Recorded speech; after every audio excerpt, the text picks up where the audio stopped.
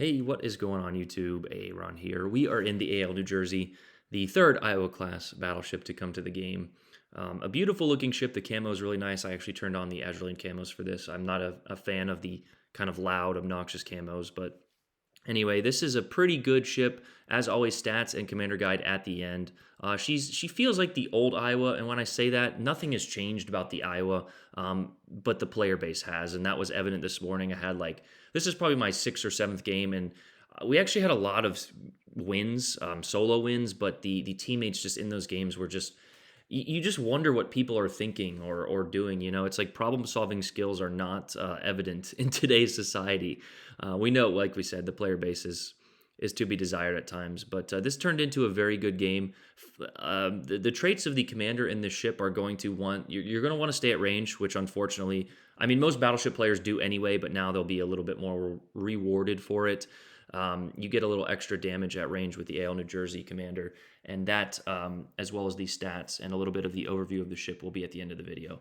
But we have this crossfire here in the middle position on Greece, and this is a decent opening salvo, but we get a lot better salvos towards the end of the game, as someone sent me a GG from earlier this morning. Didn't quite cooperate. Our first game was actually a banger, but again, our team. You just need teammates. That's really all you need. You need teammates, man.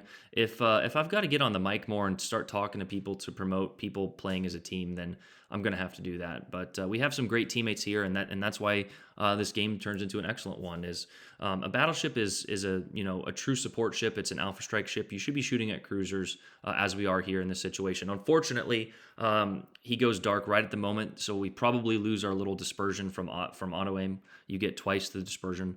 But we actually get 3 hits there out of 6, which is pretty good, but no citadels. One thing about this ship is you do have increased shell velocity, so you're going to be getting a lot more overpens unless you're at range, which is evident at the end here. But we overpenned that Neptune, and there's a few shots which actually, it's just kind of frustrating when you try to shoot at a target there.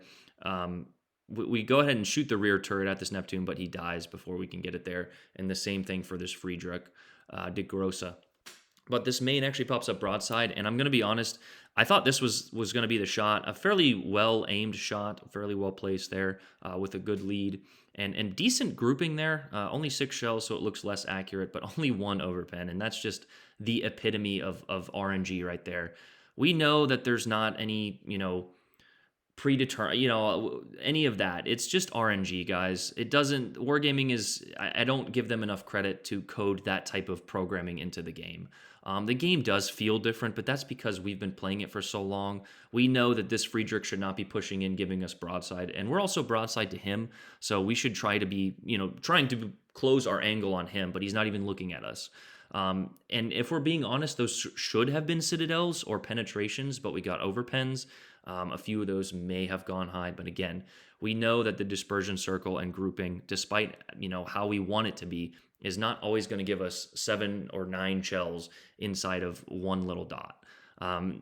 You can you kind of want it that way, and with this commander, you can kind of get it that way, but that's just not how the game is. Now here is starting. I think around this time is when this ship just becomes absolute laser beams. We decide to not shoot at the destroyer, which you definitely should, but we see the Suzuya coming out here, and we go ahead and slow down, and unfortunately we can't quite slow down. I commented on it during the game. It just takes forever for these Iowa classes to slow down, and I don't want to use an auto aim shot, and for good reason. But anyway, we kind of see the Suzuya, and I'm waiting for him to come, detect it again, and we're going to aim this high. You notice how high we're leading this shot. I did this for 2 reasons. One, he's kind of angled out. 2, he's probably either turning out, or just with how auto lock or auto aim works, it puts those shells like where the ship would be going if he was going in a straight line, not turning out, and we get the dev strike as a result. So when I say shells land short, that's probably a little bit of what I'm talking about. But like we mentioned, it's this point in the game where we're getting the absolute laser beams. We're positioning ourselves in the middle here. Now the enemy team is all but dead, but we get some fantastic salvos here. Broadside main, who maybe hasn't done the most for his team. He's still full health with 10 minutes to go. Is sitting flat broadside to us, and we get a beautiful citadel there. Probably should have got a few more, but we're absolutely smacking right now. And I've noticed this at these medium ranges here, the ship is very accurate. Like I said, it feels like the old Iowa back in the day. And guys, when I say that, the old Iowa was not any more or less accurate than it is today. You just had players in ships like the New Orleans and stuff sailing broadside to you, and that's what we're getting. We have another Iowa sitting at the back of the map, and that Maine sitting broadside to us. We caught that Suzuya sailing in a straight line. RNG is random, so it's not like you get it some games and you get it. It's completely random. You can get 3 or 4 salvos in a row, like we did in the beginning, that all kind of missed, overpenned, etc. And you can get 3 or 4 like this, where you just get absolutely blistering shots, a double Citadel on another Iowa. If we were a little bit closer and we had our spotter plane on, which I do not have on, we could have gotten potentially a Dev Strike. So it's how the cookie crumbles. In this game, you're not gonna. It's not like Call of Duty where you're gonna get the same accurate shots every single time. But yeah, I'm really enjoying this ship. It's like we said, it feels accurate. It feels like what a battleship should be. And now I'm sure other people are going to experience other things. They're not going to find it the most accurate, but those last 4 or 5 salvos were just the epitome of accuracy. Multiple citadels on multiple different targets at different ranges across the board. They're a first place placement with a high caliber and a Dev Strike. So not the most exciting game. It was over in like 6 or 7 minutes here, but it just feels like a consistent, accurate battleship, which is what most people want. Wargaming probably did this on purpose, and here's my results this morning. So a few quality wins. All these games, except for the last one here, were solo, if you're really concerned about that, with decent credit earnings and decent XP, to add on to there. But let's go ahead and look at the ship stats. I do know the unshown or the not shown stats of Sigma. It's 0.1 higher than the Iowa, so slightly more accurate, as we mentioned. We are running the new commander, which we'll go over a little bit later here, but the stats of the ships are as follow: 67,000 health there, with some decent armor, and we'll go over that even further into the review of the ship here. But the guns are pretty accurate, and they hit pretty hard with a 19.5 kilometer range, 29-second reload, and a 30-second 180-degree turn time, which is all right. It's not great, and we are running a few things to help that, including crisscross, not gyrating drill bits. You kind of want that speed in an Iowa class. The speed definitely helps. You don't want to be maneuvering too much. It's definitely a brick to turn, but the AA defense is 93 there. It's kind of average, and the maneuverability is 30 knots with a large turning circle and a slow rudder, as we mentioned there. So good top speed, but the other stats of the maneuverability are pretty poor. Your concealment, I think, is 13.2. If myself from the past will click on it here. But we are running concealment mod, so keep that in mind. Yeah, 13.2 there. We'll go ahead and look at the armor now. It's very similar to the Iowa, very similar to the Missouri. I think the Missouri has one different armor plate. One thing to note, though, and I kind of forgot this about the Iowa, which is strange because you saw us getting Citadels on that Iowa at the end there. And same thing about the New Jersey here, is the Citadel is pretty low to the water. So I have gotten blapped a few times. I was playing a little more aggressive than I should have. I was trying to be a man. But you'll notice that Citadel is very low to the water. I have gotten Citadel from a few other AL Missouris or New Jerseys out there. There's a bunch of Wallet Warriors. But represent to my my veterans who served on the ship, and to all my veterans really who like their American battleships. So this will definitely be a fan favorite. And here's a comparison if you wanted to look at the Citadel of the Iowa. But it seems like it's a lot higher than that. I don't know.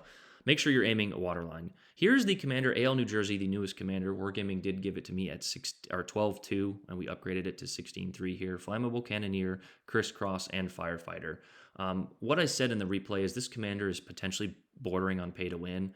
With Flammable Cannoneer, you get that increased risk of fire chance, but with Firefighter there in the third slot, you mitigate that chance. So running Crisscross instead of gyrating drill blitz to keep our speed there. But we also have the Don't You Just Love It, the new perk, deal more damage with Citadel Strikes and main battery dispersion. So you're getting even better dispersion, and more Citadel Strikes. So that coupled with Wool Rebuild and Scharnhorst, you're just getting a very accurate ship. So you put this on something like the Champagne, and you should have absolute laser beams every time. Now we know that it doesn't always work like that. Other ships can run anti-dispersion builds, camos, etc. And again, RNG, random chance. It's not going to be what we feel like it should be sometimes, which is leads to, well, what coding is Wargaming doing? And I really don't give Wargaming enough credit to code that variability chance in there based on, certain player stats and things like that. I think it's just a true hodgepodge of randomness. And it also kind of discounts your play. You know, when you get dev struck, is it the other player's better or random? I don't know. I don't like that argument personally, but this is the commander we are running, and of course it is available in the store, which I think I go over here shortly. So, but that is the AL New Jersey, everybody.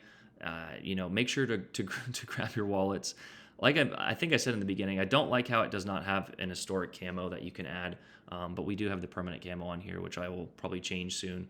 I really think it should have came with the historic camo, and I'm sure they'll sell it at a later date. But yeah, I think let me go ahead and cut to the store here so that you guys can see the price and all of the commander bundles. So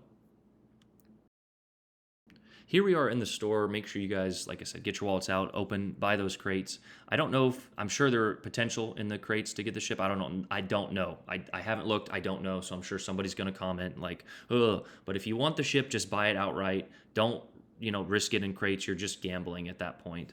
I'm actually not even sure if they're in the crates. Like I said, I don't know. I will have to link those drop rates down below, and we will be doing a crate video. But it is available in the store, as well as AL Chappie and a few of the new commanders. You can also pay 20,000 doubloons to get the commanders upgraded to 16. I don't think it's Legend 4. I'm not sure, but that is, I don't know. Personally, I wouldn't do that.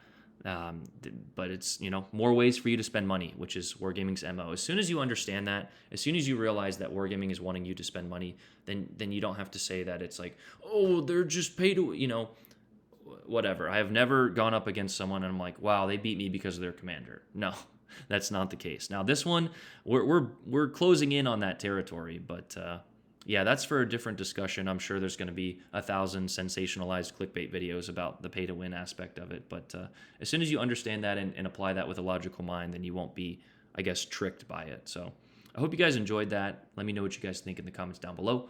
AA Ron out. Peace.